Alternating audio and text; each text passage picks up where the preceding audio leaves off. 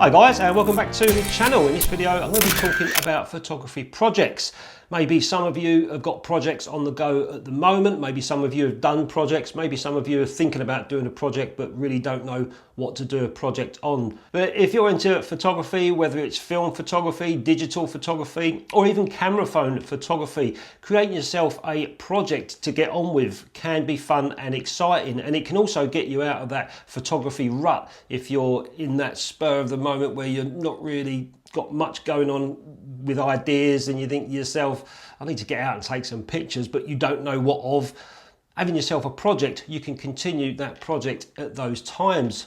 I've got a couple of projects on the go that I'm working on. It's going to take me quite some time to do, but they are enjoyable. And when I've got no other ideas what I want to take photographs of, if I get spare time, I just go out and continue one of my projects. And when you think of photography projects, they can be anything you like, anything that you're interested in or anything that you've been inspired with.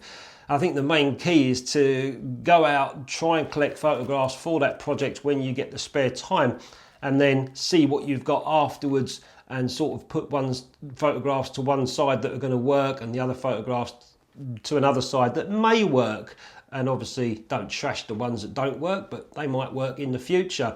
But the end goal is deciding what you want to do with that project. Do you want to make a book? Do you want to make a zine? Do you want to make the framed prints for galleries? Do you want to have a social media account where you're showing people your project? And if any of you guys have got a project on the go at the moment, maybe you've got a website or a Kickstarter about it, let us know in the comments. You can put your link in there if you want as well. I have to approve comments. That just stops all the spam and all the Bitcoin crap that I get coming on the channel. And it might take a few days to show up. But and if anyone's interested in that, check back in a few days to have a look at the comments and see what people have put, if you've got a project on the go. But what about inspiration? Sometimes when you want to do a photography project, you might be sitting there thinking, I want to do something, but I don't really know what to do. There's loads of inspiration that you can get from looking through books. I've got a couple of books here. This is a 20th century photography book that I got from a second-hand bookshop. And there's so many photographs in here. And I can just literally float through, read and look at pictures and suddenly see something and think, that could work for me. I could go out and collect a whole load of pictures like that over the coming weeks, over the coming months, or maybe over the next couple of years, and build a whole collection based on that subject. But one of the easiest ways I find is to go back through my own photographs, my own collection and catalogues of film negatives or prints, and have a look at them. And sometimes I might have taken a photograph when I'm out doing some street photography or whatever. I might have taken a photograph that I didn't think much of at the time, but now 6, 7, 8, 10 years down the line, I've looked at that and thought, do you know what? I could actually make a project with that. I can go back and concentrate on that particular area of photography, the lighting, the way it was set, the location or whatever, and make a project on that. So I can literally go back through my whole catalogue and come out with inspiration for a new project. And recently I went to a motor show. Now I've been to loads of motor car shows and bike shows over the years, and often I'm concentrating on cars and taking pictures of detail on the cars, interiors and exteriors. But this time I went with a 180mm lens, and I intended not to take any pictures of cars at all. What I wanted to get was photographs of interesting characters. I knew that there would be characters there, you know, with some maybe crazy clothes or crazy moustaches or whatever, trying to fit in with the part with however old their car is. So with the 180mm lens, I didn't have to get in their faces. I could get behind the crowds and just sort of follow people about and then take their picture. And that's the first time, I suppose, that I've ever sort of done that.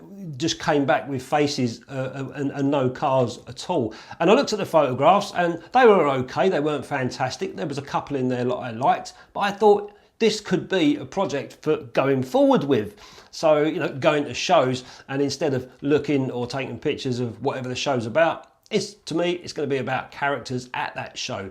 People in funky wear, funky hats or whatever. And what I found myself doing was finding someone that I thought looked interesting, and I would follow them around the show. I didn't take any vlogging equipment, I just went with a couple of cameras, and I would follow them around the show and just see what they did and how they interacted. And when the right moment for me, I felt was right, I'd take a photograph, maybe two, and then carry on and try and find someone else. But I did enjoy doing that. I came back, as I say, they weren't the best pictures in the world, but I liked them and it was a good experience for me, and also something to keep in my bonnet thinking, I could do this as a project going forward. And I've selected a few photographs here from my collection as well, just going through them. There's one here which could lead into a project, which is shooting on the streets at a slow shutter speed. So you're trying to find subjects that would look quite good on a slow shutter, getting that sort of blurry motion photographs out of it. And also towels on a bench. I came across this photograph and I thought, wouldn't it be fun over the next couple of years to visit that same bench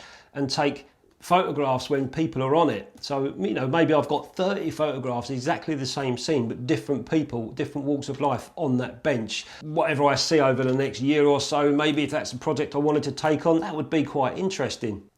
And of course, you've got street dogs as well. You walk around the streets, there's dogs everywhere. So it's always nice to just ask someone, excuse me, mate, I really like your dog. Can I take a picture? They go, yeah, of course you can. And they'll often sort of put them in the right position so you can get a collection of dogs. So you can end up having a nice project of dogs. And even if you have found yourself a nice project to do, you can make it more interesting by shooting just one lens, one camera and one film, and then using one developer if you're shooting film, that is. Or if you're doing digital, one camera and one lens. But say, for example, I could take on a project and think I'm going to make it more interesting, give it more of a twist. I'm going to shoot everything on this Fed 2 camera with Ilford FP4 developed in ID11. So when I've done my book, the introduction or whatever, it shows a picture of the camera that I used and the film, and every single photograph was made with that little combo. So that can add another little twist into your project and also give you more inspiration, I suppose, to use a particular camera. And shop workers as well in your area. It's always nice to walk around your own local town and look for shops that are open. Obviously, walk in the door and ask if you could take their photograph, maybe outside the shop, or if it's a shop owner, say a butcher's or whatever, you take a picture of them outside their shop. In years and years to come, that could be quite interesting. But I think as a local community would find that interesting as well, if you had a book or a zine on it. And again, in years to come, they could look back and go, wow, 30 years ago, these were the shopkeepers in your own town. So little projects like that can look quite nice. And also the shops as well. You can go around your own town and take pictures of the shops, how they are now. Some shops in years to come won't even be there anymore, or they might be there. But it's just interesting to see the fashion and the styles over the years. And you've also got street portraits as well, if you're confident enough to ask people if you could take their portrait, if they're an interesting character or whatever. You've got pigeons as well. I've been enjoying shooting some pigeons myself lately. And other subjects as well, like distressed objects, or maybe nature taking the world back, contrast and shadows, metalworks, just to name a few. And there's so many different projects that you can do, but sometimes we overthink it and we end up not doing much at all. But I think if you do create a project, just say, for example, it's metalwork on the streets, in which I did about a year or maybe 2 years ago. I went out and was looking for hard contrast photographs in bright sun and looking for metal objects and just trying to find different shapes and different compositions around it, you know, almost abstracty if you like. I've got one here printed at the moment that I've got framed, which is on my wall up there. And there's one up here as well, actually. There's one here as well. This is just a metal bench that I took a picture of in bright sun. And, you know, again, this is the sort of thing I'm talking about, sort of abstracty street art that you could turn into a book or a zine or whatever. And I think that's the most important thing. Once you've got a project, it's nice to have them printed as opposed to putting them online. Of course, you can go on social media and you can create yourself a Flickr page or an Instagram page or a Facebook page and give it the name of your project and show people that way. There's no harm in doing that, even if you do have your own prints, but it's nothing like having your photographs actually printed and put into a book. I've got a few zines here and books that people have sent me over the years. If we look at this one here, this is a zine that was sent to me, and it's just got a collage of pictures of this photographer and what he's seen. And the photographer obviously likes these photographs, that's why he's put them in this zine and published it and put it out there. Maybe he's sold it, maybe he's given it away to people. But I think the core takeaway here with this photographer is that he's got his photographs printed and put into this zine. That's his zine. He's got copies himself. He's given copies to his family, and he may have even sold a few copies as well. And I think it's inspiring to others. I did something very similar years ago with my landscapes. I've got it in this glossy magazine here. This is going back about 15, maybe 20 years. but a whole array of landscapes that I got into around the Isle of Wight, and I got them all printed into this magazine, and I'm so glad that I did, because here they are now and I can look back at them, because all these photographs are probably on a hard drive somewhere. I don't even know. I'd have them somewhere, but I don't know where they are.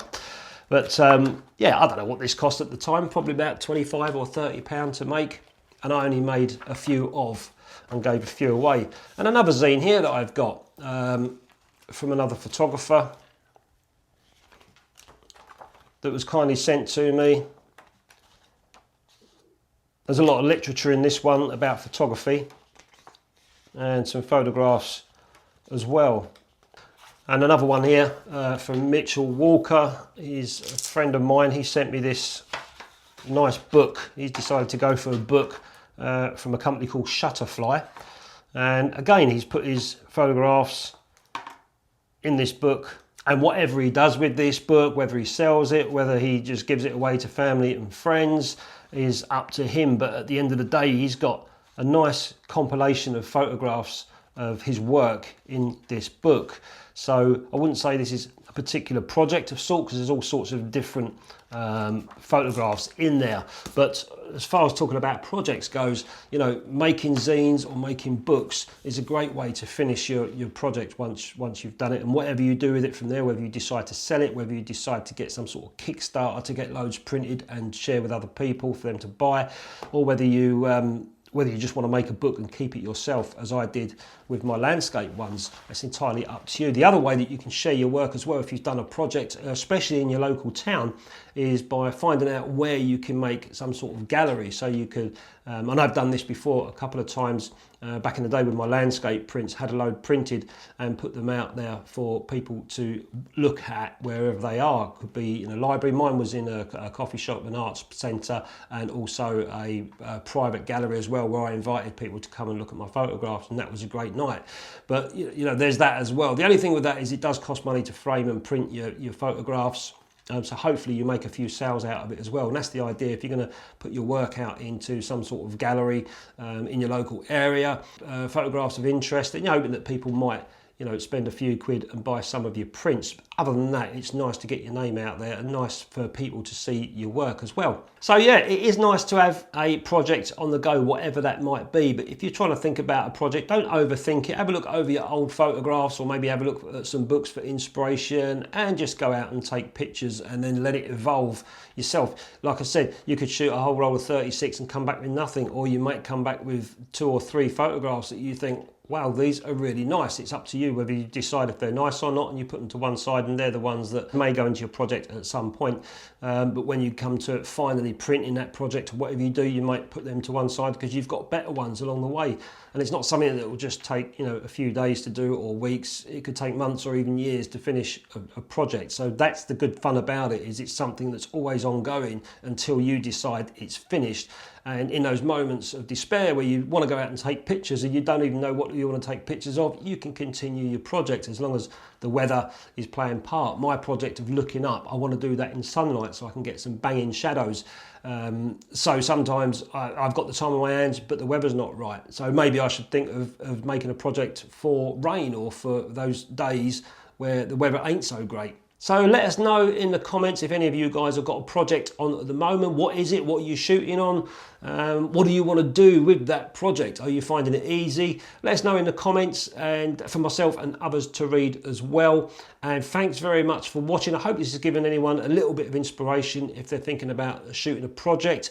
You definitely should do. And make sure you get it printed at the end. Thanks a lot for watching, guys, and I'll catch you next time.